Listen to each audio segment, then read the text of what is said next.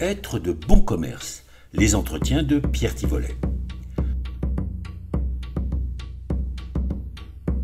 Aujourd'hui, rencontre avec Vincent Avignon, le directeur général adjoint jardinerie et animalerie de Teract, le groupe qui possède notamment la chaîne de magasins Jardiland. Jardiland qui, pour 2024, obtient par les votes des consommateurs les trophées meilleure chaîne de magasins et meilleur e-commerce de l'année. L'occasion de faire le point avec lui sur l'explosion du marché du jardin après la crise du Covid et aujourd'hui sur une conjoncture toujours au vert avec l'envie de beaucoup de renouer avec la nature. Un entretien enregistré au siège du groupe Teract à Paris sur un toit jardin au milieu des fleurs et des plantes, réplique d'un magasin Jardiland. Vincent Avignon, bonjour. Vous dirigez l'ensemble des marques s'occupant donc de jardinerie et animalerie dans votre groupe. En ce qui concerne Jardiland, quel est son positionnement, quelle est sa taille, quelle est son histoire? Alors, l'histoire de Jardiland, on va commencer probablement par là. C'est une enseigne qui a 50 ans, qui a traversé depuis le jardin nourricier jusque finalement au jardin créatif, au jardin bonheur, au jardin heureux qu'on est en train de vivre actuellement et de lui faire passer sa transition d'omnicanalité. Cette enseigne, effectivement, aujourd'hui, est l'enseigne qui a le plus de notoriété spontanée dans les jardineries animaleries. Elle se compose à la fois de magasins intégrés et de magasins avec des partenaires franchisés. En gros, combien de pourcentage? Le pourcentage, c'est 70% d'intégrés pour 30% de franchisés, mais avec un mouvement de ralliement qui est en ce moment en route. Avec une répartition sur le territoire qui est assez uniforme, où vous êtes plus urbain ou périurbain que ruraux? Alors, on est sur tout le territoire national. On couvre plutôt les jardineries de périphérie dans des grands formats qui sont supérieurs à 5000 m². Néanmoins, nous avons aussi des partenaires franchisés et quelques magasins qui se retrouvent dans des sites urbains qui sont d'alentour de 70 000 à 80 000 habitants. Alors, vous travaillez dans un secteur qui évidemment est éminemment sympathique, de plus en plus sympathique pour beaucoup de Français qui ont envie non seulement d'avoir des animaux, mais aussi de mettre les mains dans la terre, y compris sur leur balcon. Vous êtes à la croisement aussi de tas d'évolutions, des questions qu'on se pose sur les intrants, sur le climat, la biodiversité. Cette évolution, vous l'avez un peu anticipée, c'est-à-dire que vous avez senti les tendances depuis quelques années pour enlever les choses qui étaient plus chimiques dans vos magasins ou comment vous suivez cette évolution? Alors, il y a deux aspects, il y a deux volets dans ce que vous exprimez. Le premier, c'est notre volonté RSE. Nous sommes société à mission, agir pour que chacun accède aux bienfaits de la nature. On se lève le matin, tous, pour ça. Ça suppose quoi? Ça suppose, premièrement, décarboner l'entreprise. Pour décarboner l'entreprise, on est allé au cœur et c'est la raison pour laquelle on a développé nos propres produits, selon des cahiers des charges qui nous permettent aujourd'hui à chaque fois qu'un produit traverse l'entreprise dans nos marques, on tend vers le carbone zéro. On pourra arriver à l'impact positif avant que la réglementation nous rattrape parce que c'est une volonté. On précède, on tente, autant que faire se peut, de précéder ça. Le deuxième enjeu, c'est que finalement, si on arrive à pousser chacun des Français à prendre du plaisir au jardin, que ce soit sur un balcon, que ce soit sur une terrasse ou que ce soit dans un jardin, finalement, tout le monde peut faire un effort pour la planète. Pourquoi? Parce qu'à chaque fois qu'on va mettre des plantes dans un intérieur, finalement, on va capter du carbone. Le deuxième enjeu, donc capter du carbone. Le deuxième, c'est protéger les sols. Parce que sans des sols propres, pas de culture propre, pas de pousses propres. Le troisième enjeu, c'est que quand on laisse pousser, on favorise la biodiversité.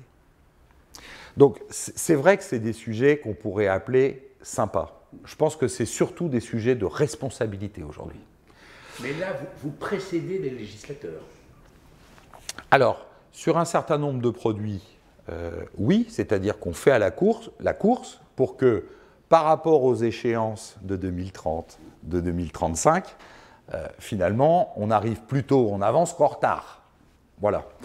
Ce qui veut dire qu'on est proactif sur la manière dont on veut présenter l'offre, éduquer, partager avec le consommateur pour que tout ça se confirme dans une réalité chez nos clients. Alors, vous avez parlé du Figital, du développement donc, de tout ce qui est e-commerce, extrêmement important chez vous, ce développement qui n'est pas stoppé, qui est en cours. Comment est-ce que vous, en mettant le magasin au centre quand même de vos propositions, comment est-ce que vous jonglez entre les deux? Où avez-vous trouvé l'équilibre? Puisque c'est reconnu par vos clients. Oui. Il y a plusieurs typologies d'achat, tout simplement. D'abord, les consommateurs expriment une volonté de choix plus grand, de choix plus fort. Forcément, dans le magasin, il faut faire des arbitrages, et donc, dans ces arbitrages, il y a tous les produits de disponibilité immédiate. La première chose que l'on a fait, c'est médiatiser l'ensemble de l'assortiment de tous les magasins en ligne. Ce qui fait que, par respect du consommateur, il a l'accès et la visibilité des stocks de tous nos magasins depuis son canapé. Qui se trouve à Brive ou à Lille. Le client s'identifie par son point GPS, on lui propose le magasin le plus proche et immédiatement il voit les stocks du magasin le plus proche. Donc là, click and collect, il réserve en ligne, etc. En extension de catalogue, on a des entrepôts dédiés sous 24-48 heures sur lesquels on a une extension de choix, plutôt des produits pondéreux, difficiles à emporter dans une voiture ou dans un véhicule de transport pour pouvoir faire livrer à la maison. Troisième voie, c'est celle de la marketplace, c'est de se dire que finalement, dans l'ensemble des catégories, pour pouvoir être un vrai spécialiste, il y a aussi des produits focalisés sur le jardin et affinitaires, auxquels finalement les fournisseurs veulent adhérer, et qui viennent nous rejoindre en extension d'offres. Et là, du coup, on est plus sur du 7 jours, 15 jours. C'est souvent des biens d'investissement plus engageants, plus immeubles par destination, où le consommateur accepte parfaitement d'attendre 10 ou 15 jours avant d'avoir son produit. C'est un achat plus réfléchi, moins émotionnel, moins immédiat. Ce que les clients aussi reconnaissent ou apprécient, c'est l'aspect conseil. Comment est-ce que vous l'avez mis en place? Alors, il y a deux étapes. Si je parle aujourd'hui un peu du vendeur connecté, il faut que je vous parle de Campus Nature et Talent. Campus Nature et Talent est l'organisme de formation interne qui forme les jardiniers, les animaliers dans leur spécialité, et puis surtout à banaliser le discours. Les clients ont tendance à dire on n'a pas la main verte. Bon. Et puis, finalement, une plante qui ne reprend pas bien, quelque part, c'est vécu comme un échec. Donc il faut qu'on fasse tout notre possible. Alors on est un peu pharmacien avec la pharmacie des plantes, on est un peu éducateur canin, on est un peu... Bon, tout ça pour finalement partager des moments de vie et puis faire réussir à nos clients leurs projets de végétalisation, de décoration ou de relation de vie avec son animal de compagnie. Allez, deux questions qui fâchent peut-être. Le premier, c'est sur la vigilance que vous apportez à tout ce qui est la traçabilité, l'origine des produits, des plantes. Est-ce qu'elles ont été trop manipulées, par exemple? D'où viennent les graines? Tous les intrants également, avec des produits chimiques, parfois ou parfois pas. Où est-ce que vous allez actuellement? Quelle est votre ligne de conduite? La ligne de conduite, elle rejoint ce que je vous ai dit précédemment dans notre pilier RSE, qui est finalement celui de dire au-delà de ce dont tout le monde parle, à savoir les bâtiments qu'il faut traiter. Mais la réalité, pour un distributeur, c'est que son bilan carbone, c'est 64% de son bilan global qui passe par les produits qui la traversent. Donc évidemment, un produit bas carbone passe derrière par une traçabilité complète de la chaîne. Dans notre projet RSE, notamment dans le végétal, pour vous en citer qu'un exemple, nous avons une ambition à 2030 à ce que 80% du végétal soit de production française. Et donc là, on aura tous les contrôles nécessaires, même si on le fait déjà. Aujourd'hui, vous avez un peu d'expérience quand même dans la durée. Vous utilisez, d'une manière générale, le secteur utilise beaucoup moins d'intrants chimiques qu'il y a 10 ou 15 ans? Ah, mais c'est incroyablement moins. Je pense qu'on a raison toujours de pointer du doigt parce que c'est un processus d'amélioration continue, en permanence. Mais aujourd'hui, je pense qu'on a probablement en France les productions les meilleures d'Europe, voire du monde, et le respect par rapport au cadre législatif est bien en place. Alors, autre question, c'est évidemment les prix, puisqu'on est dans une période d'inflation avec beaucoup de personnes qui n'arrivent pas à boucler les fins de mois. Est-ce que, quand ils n'arrivent pas à boucler les fins de mois, ils font le choix de ne pas acheter des plantes, des produits verts? Et puis, vous l'avez un petit peu évoqué, vous avez aussi une stratégie anti-inflation. Oui, alors, je suppose que oui. C'est ce que l'on peut constater, notamment sur cet exercice, je vous l'ai dit tout à l'heure, sur cet exercice 2022, on voit qu'il y a une petite contraction sur le marché du chiffre d'affaires, moins 3% en valeur et moins 7% en volume. Donc, il y a probablement quelques achats plaisir qui sont passés dans l'arbitrage. Mais, dans sa grande globalité, les marchés du jardin, de la nature, sont structurellement bien orientés. Bon. Donc il va falloir passer cette vague. Dans les prix, il va falloir qu'on aide, et c'est ce qu'on a fait, baisser les coûts pour baisser les prix. Parce que pour beaucoup de produits que vous proposez, vous êtes dépendant des producteurs. On est dépendant des producteurs, mais on peut fixer avec eux le cahier des charges. Donc, notamment en termes de vivants, dans le végétal. Mais sans rentrer dans quelque chose qui soit moins joli, moins beau. Vraiment, on se pose des questions plutôt agronomiques, horticoles, pour trouver des modes de fabrication qui donnent la même résistance à la maladie de la plante, surtout qu'on en assure sa croissance, mais avec des méthodes un peu différentes.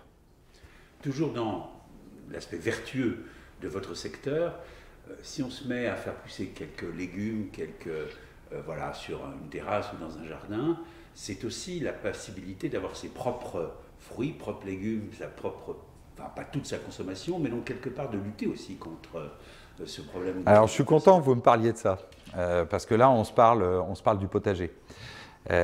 Si l'observatoire de l'autoproduction, qui touche plus une autre marque que nous avons dans notre groupe, mais néanmoins vrai chez Jardiland. Le potager, les aromatiques prennent une place de plus en plus importante. D'abord, c'est éducatif. Au-delà du plaisir de faire pousser des radis, des salades, c'est souvent des activités ludiques avec les enfants, donc ça réconcilie les générations. Et ça, c'est un mouvement très intéressant. Et puis pour nous, commerçants, on n'a qu'une envie toujours, c'est de rajeunir notre clientèle, c'est un très bon moyen. Mais pour en venir au but, faire pousser soi-même, c'est d'abord le circuit le plus court qu'il peut y avoir. C'est la meilleure manière de contrôler la traçabilité. Hein, j'achète un terreau bio, je prends des graines bio, enfin, c'est un exemple. Mais en tout cas, vous êtes sûr d'avoir du bio à l'arrivée et du vrai. Les gens et les Français qui s'adonnent au potager et à l'autoproduction, on a regardé ça sur les retraités à modeste revenu. De gérer sa production en fruits et légumes peut aller jusqu'à l'économie d'un mois de retraite sur l'année. Je ne ferai jamais la concurrence aux supermarchés, aux hypermarchés, ce n'est pas mon but. Mais en tout cas, ça vient aider concrètement au pouvoir d'achat. La surproduction, sociétalement, ça embellit les quartiers. Vous ne vous imaginez pas, dans les quartiers, lorsqu'il y a des potagers, les relations de voisinage, comment elles s'en trouvent améliorées. Ça, c'est fantastique. Ça réunifie les gens. Et puis enfin, ce qui est très intéressant, c'est qu'on s'aime, on fait pousser, on entretient, on récolte et on conserve. C'est-à-dire qu'il y a zéro gâchis dans l'autoproduction. Donc ce qu'on peut dire pour conclure, c'est que vous êtes positionné sur un secteur qui a de l'avenir, mais qui en plus travaille son avenir, travaille notre avenir en fait. Je reviendrai à la promesse générale, c'est nous agissons pour que chacun accède aux bienfaits de la nature. Bienfaits reposants, bienfaits plaisir, bienfaits une pièce de plus à la maison, plutôt Jardiland, mais bienfaits utiles, accessibles, qui vient mobiliser ou qui vient préserver une partie du pouvoir d'achat en faisant pousser, en récoltant soi-même. Et c'est comme quand on fait un bon plat soi-même, c'est bien meilleur. Donc il y a une forme de fierté qui est autour aussi de cette notion de l'autoproduction, enfin cette notion de faire soi-même. Donc plaisir ou faire soi-même, je crois que finalement, si on arrive à apporter ça et qu'on évolue bien là-dedans, humblement, en comprenant les consommateurs, je pense qu'on pourra faire un long chemin avec eux. Allez, quelques chiffres peut-être pour conclure. Vous pesez combien? Qu'est-ce que ça représente en termes de chiffre d'affaires, en termes de magasins? Alors moi, je ne vous le dirai pas. Mais le chiffre d'affaires consolidé de Teract en jardinerie et animalerie, c'est aux alentours de 2,6 milliards. Et c'est à peu près 1700 points de vente. 1700 points de vente. Merci infiniment. Être de bon commerce. Les entretiens de Pierre Thivolet.